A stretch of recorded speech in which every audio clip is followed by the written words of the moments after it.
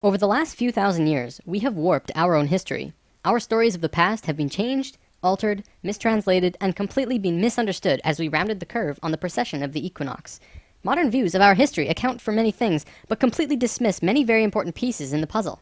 For example, the pyramids of Giza. There is no modern theory that accounts for how these could have been made. Individually, each block cannot be pulled even with 50 men pulling it, let alone drag it for hundreds of miles and then stack them on top of each other 450 feet in the air, in such a precise way that even modern technology can't achieve. Not to mention having it lined up precisely with both Orion's belt, a golden mean, and Fibonacci spiral, and be a primary nodal point of every sacred site on the planet.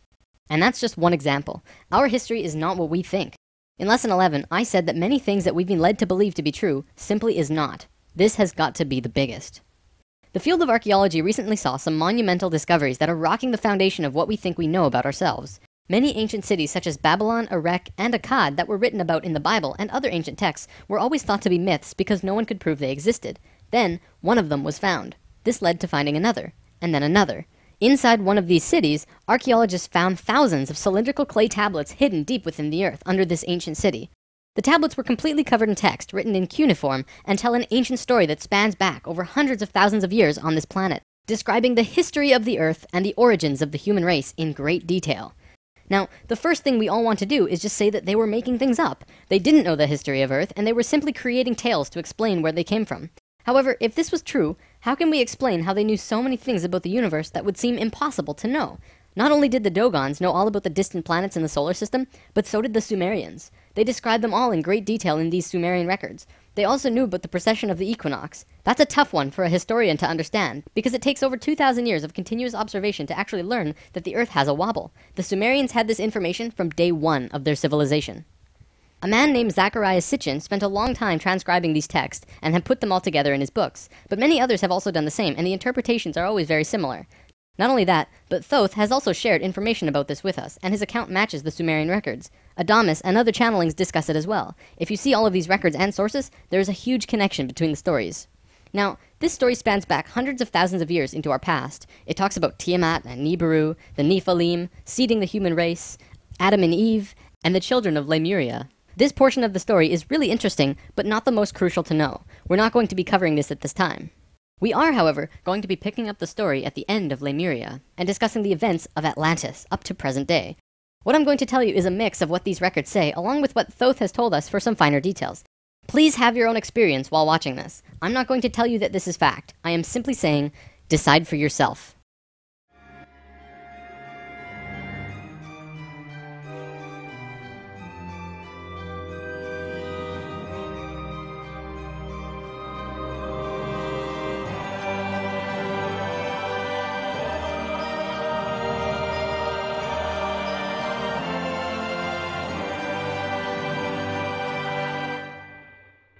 There was a time, long ago, when humans existed at a very high level of consciousness. We were interdimensional and were very psychic. We communicated through thought and emotion, much like how animals do rather than speaking or writing, which would seem very primitive. We lived primarily on a large string of islands called Lemuria, but there was a consciousness shift. We moved up in consciousness, and the islands of Lemuria sank beneath the oceans.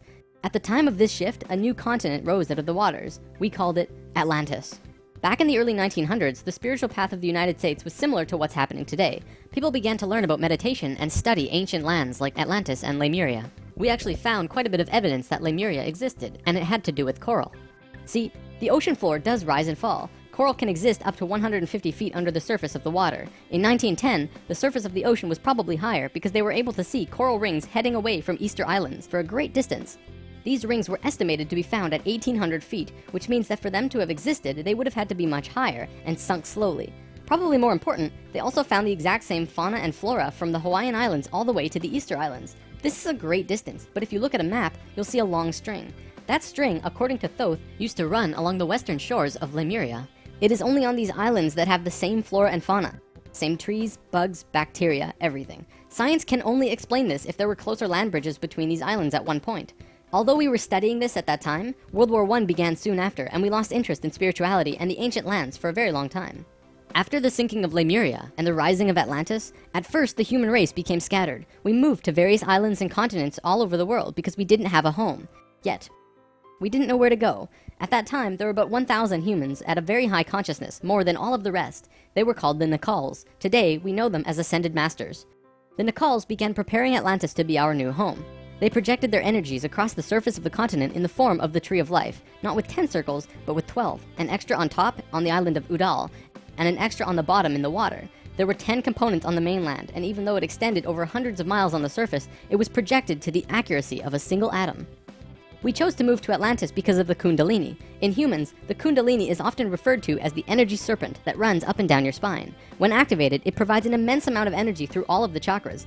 The Earth itself also has a Kundalini because the Earth is alive, like an organism, running from the center of the planet to a specific place on the surface. Wherever the Kundalini resides, the people there become the spiritual leaders of the world. The Earth chose Atlantis to be the new energetic center of the planet. After Atlantis, the Kundalini moved to the mountains of Tibet, which is why the Buddhists were the leaders in pure spirituality for the last 13,000 years. It was a very pure place. It moved again within the last 10 years, but that's a story for another time. If you want to read more, check out the book The Serpent of Light by Drunvalo Melchizedek. Suddenly, in a single day, the Nakals breathed life into the Tree of Life on the surface of Atlantis. This created vortexes of energy rotating out of each and every circle. Once the vortexes were established, the children of Lemuria began to be called forth. Millions upon millions of Lemurians who had settled all across the planet began to be pulled toward Atlantis. A great migration began. However, the Lemurian body of consciousness had only reached the age of 12 as a planetary consciousness. Because we were right-brained, we were a female species, like a 12-year-old girl. And some of our centers weren't working yet. They had worked with these energies, but only mastered 8 of the 10. Each migrating Lemurian was attracted to one of these 8 centers on Atlantis, depending on the nature of the individual. There, they settled and began to build cities. That left 2 vortexes with nobody using them, not a single person. These 2 vortexes were pulling life toward them, and in life, you can't have an empty place. Life will find a way to fill it. Similar to if you were driving along a freeway, following another car, and you drop too far behind, someone will fill the place. That's exactly what happened on Atlantis. Though the Lemurians had only filled 8 of the vortex areas, Mayan records state clearly that there were 10 cities in Atlantis when it fell. You can see these records in the Troano document, which is now located in the British Museum. This document is estimated to be 3,500 years old, and it describes in detail the sinking of Atlantis. To fill these 2 empty vortexes, according to Thoth, 2 extraterrestrial races stepped in. Not 1, but 2 completely different races. The first race were the Hebrews, coming from our future. Thoth says that they came from off-planet, but we don't know where exactly. The Hebrews were kind of like a kid who went through 5th grade and didn't make it, so they had to do that grade over again.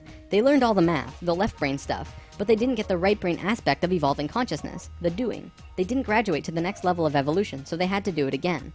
They knew a lot of things that we didn't know yet and brought many concepts and ideas to us that we weren't aware of yet. Now, if this is true, this would explain quite a few things about the Hebrew people in general. They seem to have many sacred geometries hidden within their culture. It also puts perspective on the story of Exodus. Perhaps Moses incarnated into that lifetime to free the Hebrews because they were not direct descendants of humans and were being treated unfairly. Or could it be that Moses was visited by an ascended master of the Hebrews who guided him to free their people? Given what we know about dimensions and consciousness, it definitely puts a fresh perspective on old stories that didn't make much sense. We could talk about this more, but let's continue for now. There were no problems caused by the Hebrews coming to Atlantis. They actually benefited our evolution. The other race that stepped in caused big problems. These beings came from the nearby planet of Mars.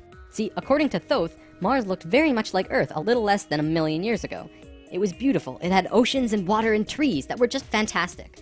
But something happened to them, and it has to do with something called the Lucifer experiment.